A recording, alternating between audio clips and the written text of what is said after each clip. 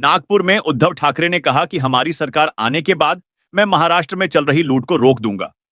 उन्होंने कहा कि जब मैं सीएम था तो क्या आपने एक भी खबर सुनी कि कोई परियोजना है यहां से गुजरात गए?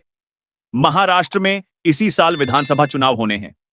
इसके मद्देनजर महायुति और महाविकास अघाड़ी गठबंधन के नेताओं के बीच वार पलटवार का दौर शुरू हो गया है। इस बीच नागपुर में शिवसेना यूबीटी प्रमुख उद्धव ठाकरे ने बीजेपी पर बड़ा हमला बोला। उद्धव ठाकरे ने अपने बयान में बीजेपी के हिंदुत्व को लेकर आरएसएस प्रमुख मोहन भागवत से सवाल भी पूछ लिया। उन्होंने कहा कि हमारी लड़ाई महाराष्ट्र की लूट के खिलाफ है। उद्धव ठाकरे ने कहा, मोहन भागवत जी, क्या आप बीजेपी के हिंदुत्व से सहमत हैं? इस बीजेपी में गुंडे आ रहे हैं, भ्रष्ट लोग आ रहे हैं। क्या आप इससे सहमत हैं? अमित शाह मुझे खत्म करने आ रहे हैं। और शरद पवार, क्या आप हमें खत्म होने देंगे? मुझे सिर्फ मेरे लोग ही खत्म कर सकते हैं, अमित शाह नहीं। मेरे लोग उन्हें घर बैठा देंगे।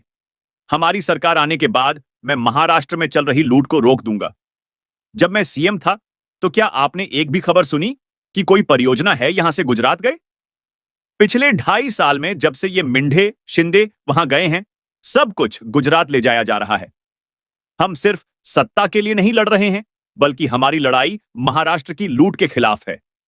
उन्होंने कहा, हाल ही में नागपुर के अपने दौरे के दौरान अमित शाह ने बीजेपी नेताओं के साथ बंद कमरे में एक बैठक की थी, जिसमें उन्होंने उनसे विपक्षी दलों के नेताओं में फूट डालने और मुझे व शरद पवार को राजनीतिक रूप से रोकने के लिए कहा था।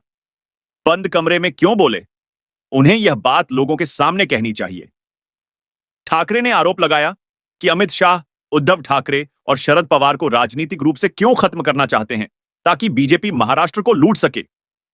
ठाकरे ने कहा कि बीजेपी ने 2014 में विधानसभा चुनाव से पहले अविभाजित शिवसेना के साथ अपना 3 दशक पुराना गठबंधन तोड़ दिया था। उन्होंने कहा, लेकिन शिवसेना 67 सीट जीतने में सफल रही।